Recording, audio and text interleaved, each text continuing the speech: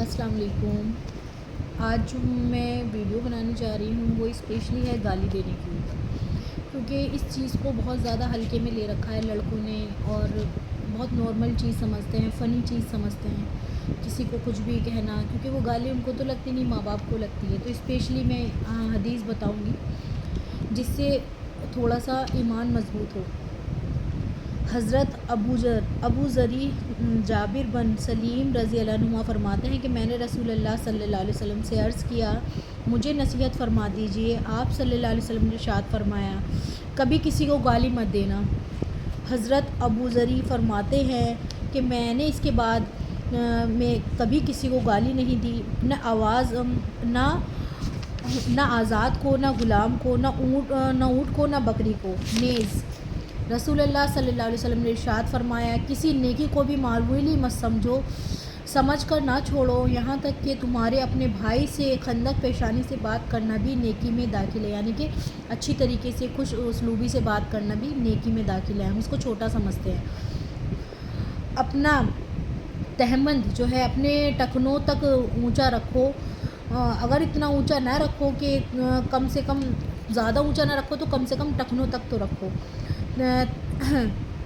یعنی کہ تہمند نیچے لٹکنے سے بچو، کیونکہ یہ تکبر کی بات ہے اور اللہ تعالیٰ کو تکبر پسند نہیں ہے۔ اگر کوئی تمہیں گالی دے اور تمہیں کسی ایسی بات پر آر لائے جو تم میں ہو اور وہ اسے جانتا ہو تو اس کو کسی ایسی بات پر آر نہ دلانا جو اس میں ہو اور تم اسے جانتے ہو، اس صورت میں اسے آر لانے کا وبال اسی پر ہوگا۔ یعنی کہ اگر جو کسی میں کوئی برائی ہو اور وہ اس کو برائی کو اس کو دکھا رہا ہے، بتا رہا ہے کہ تیرے میں تو یہ کمی ہے، تیرے میں ہے، تو تم کیا کرو، تم اس وقت اس کے اندر جو برائی ہو اس کو نہ لاؤ، ورنہ کیا ہوگا، تم دونوں سیم ہو جاؤ گے۔ یہ ہم بہت زیادہ کرتے ہیں اس چیز کو، کیونکہ وہ جو تمہارے لیے کر رہا ہے اس کا برا ہے، اس کا جو بھی برائی کر رہا ہے اس پر جو ہے اسی کا عذاب ہوگا۔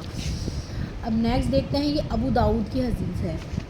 حضرت ابو ہریرہ رضی اللہ عنہ سے روایت ہے کہ نبی کریم صلی اللہ علیہ وسلم تشریف فرماتے تھے، آپ کی موجودگی میں ایک شخص نے حضرت ابو بکر صدیق رضی اللہ عنہ کو برا بھلا کہا۔ آپ صلی اللہ علیہ وسلم اس شخص کے مسلسل برا بھلا کہنے اور حضرت ابو بکر کے صبر کرنے اور خاموش رہنے پر خوش ہوتے رہے، یعنی کہ جب تک وہ دوسرا شخص حضرت ابو بکر صدیق کو برا بھلا کہتا رہا تو آپ صلی اللہ علیہ وسلم خوش ہوتے رہے اور تبسم فرماتے رہے۔ پھر جب اس آدمی نے بہت ہی زیادہ برا بھلا کہا تو حضرت ابو بکر صدیق رضی اللہ عنہ نے اس کو کچھ باتوں کا جواب دے دیا۔ اس پر رسول اللہ صلی اللہ علیہ وسلم نے ناراض ہو کر وہاں سے چلے گئے۔ حضرت ابو بکر رضی اللہ عنہ بھی آپ کے پیچھے آپ کے پاس پہنچے، عرض کیا، یا رسول اللہ، جب تک وہ شخص مجھے برا بھلا کہہ رہا تھا آپ وہاں تشریف فرما رہے تھے، پھر جب میں نے اس کو کچھ باتوں کا جواب دیا تو آپ ناراض ہو کر اٹھ گئے۔ رسول اللہ صلی اللہ علیہ وسلم نے ارشاد فرمایا، جب تک تم خاموش تھے اور صبر کر رہے تھے تمہارے ساتھ ایک فرشتہ تھا جو تمہاری طرف سے جواب دے رہا تھا، پھر جب تم نے اس کی کچھ باتوں کا جواب دیا وہ فرشتہ چلا گیا اور شیطان بیچ میں آ گیا، اور میں شیطان کے ساتھ نہیں بیٹھتا، لہٰذا میں اٹھ کر چل دیا۔ اس کے بعد آپ صلی اللہ علیہ وسلم نے ارشاد فرمایا، ابو بکر، تین باتوں میں جو سب کی سب بالکل حق ہیں، جس بندے پر کوئی ظلم یا زیادتی کی جاتی ہے اور وہ صرف اللہ تعالیٰ کے لیے اسے درگزر کر دیتا ہے، یعنی کہ کسی پر ظلم ہو رہا ہے، زیادتی ہو رہی ہے، کوئی ہمیں کچھ آ کر کہہ رہا ہے کوئی، لیکن ہم کس کے لیے برداشت کر رہے ہیں، اللہ تعالیٰ کے لیے، اور وہ انتقام نہیں لیتا، تو بدلے میں اللہ تعالیٰ اس کی مدد کر کے اس کو کبھی کر دیتا ہے، یعنی کہ اس کے سارے گناہ معاف کر دیتا ہے۔ جو شخص صلہ رحمی کر دینے کا دروازہ کھولتا ہے تو اللہ تعالیٰ اس کے بدلے اس کو بہت زیادہ دیتے ہیں، اور جو شخص دولت بڑھانے کے لیے سوال کا دروازہ کھولتا ہے اللہ تعالیٰ اس کی دولت کو اور بھی کم کر دیتے ہیں۔ یعنی کہ ہمیں کیا کرنا چاہیے، یعنی کہ جو شخص صلہ رحمی کے لیے دینے کا دروازہ کھولتا ہے اللہ تعالیٰ اس کے بدلے اس کو بہت زیادہ دیتے ہیں، یعنی کہ کسی پر رحم کرنے کے لیے بہت زیادہ دیتا ہے تو اللہ پاک اس پر رحم کرتے ہیں، اور جو شخص دولت بڑھانے کے لیے سوال کا دروازہ کھولتا ہے اللہ تعالیٰ اس کی دولت کو اور بھی کم کر دیتے ہیں۔ تیسری دیکھتے ہیں، میں 3 حدیث بتاؤں گی اسپیشلی گالی کی۔ حضرت عبداللہ بن عمرو عاص رضی اللہ عنہ سے روایت ہے کہ رسول اللہ صلی اللہ علیہ وسلم نے ارشاد فرمایا، آدمی کا اپنے والدین کو گالی دینے کبیرہ گناہ ہے۔ گناہوں میں سے ہے اپنے والدین کو گالی دینا۔ صحابہ رضی اللہ عنہما نے عرض کیا یا رسول اللہ کیا کوئی اپنے ماں باپ کو بھی گالی دے سکتا ہے؟ آپ صلی اللہ علیہ وسلم نے ارشاد فرمایا ہاں، وہ اس طرح کے آدمی کسی کے باپ کو گالی دے پھر وہ جواب میں اس کے باپ کو گالی دے، اور کسی کی ماں کو گالی دے پھر وہ جواب میں اس کی ماں کو گالی دے، اس طرح گویا اس نے دوسروں کے ماں باپ کو گالی دی اور خود اپنے ماں باپ کو گالی دلوائی۔ تو یہ کیا ہے؟ یہ سب کبیرے گناہ۔ یہ کس کی حدیث ہے؟ مسلم کی، اور اس سے پہلے جو تھی مسند احمد کی تھی۔ تو یعنی کہ جو شخص کسی کو گالی دے رہا ہے تو وہ پلٹ کے دوسرا شخص اس کو گالی دے رہا ہے، پھر وہ دوبارہ اس کو گالی دے رہا ہے، پھر وہ اس کو دے رہا ہے، تو کیا کر رہے ہیں؟ وہ ایک دوسرے کے ماں باپ کو گالی دے رہے ہیں، اور یہ کبیرہ گناہ ہے۔ جو ہم یہ سوچتے ہیں بہت چھوٹی چھوٹی باتیں ہیں، کوئی بات نہیں، کر لو، اور ہم کبھی کبھی یہ سوچتے ہیں کہ اس سے کچھ فرق نہیں پڑے گا، ہماری نیکیاں ضائع ہوتی ہیں۔ اور اب چھوٹا گناہ تو ہے نہیں، لیکن آج کل بہت عام بنا دیا ہے۔ تم روڈ پہ جاؤ، خام کا لڑکے گالی دیتے ہیں، خام کا، بے وجہ، لڑائی سے بھی الگ۔ تو یا تو ان کو پتہ نہیں ہے اللہ کا، رسول کا، حدیثوں کا، کہ اللہ پاک نے کیا کس چیز کا حکم دیا ہے، حضور صلی اللہ علیہ وسلم نے کس چیز سے روکا ہے ہمیں، کیونکہ گالی دینے سے زبان گندی ہوتی ہے۔ جس زبان سے ہم اللہ کا ذکر کرتے ہیں اس سے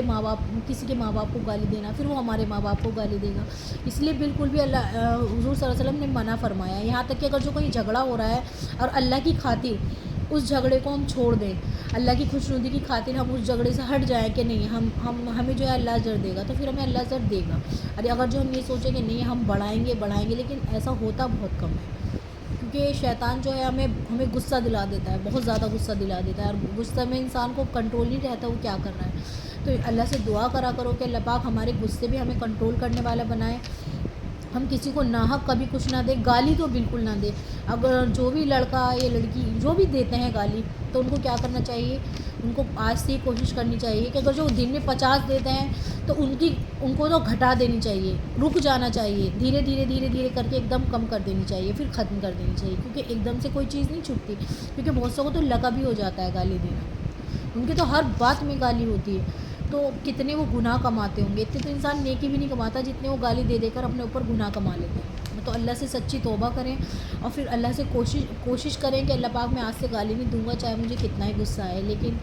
کیونکہ حضور صلی اللہ علیہ وسلم نے بالکل منع فرمایا ہے، تاکید فرمائی ہے کہ 3 باتوں کی بالکل تاکید فرمائی ہے۔ ایک تو کسی کو گالی مت دینا، پھر صحابہ اکرام نے یہاں تک کہ جانور تک کو بھی گالی نہیں دی، اپنے غلاموں تک کو بھی گالی نہیں دی، ایک دم چھوڑ دیتے تھے۔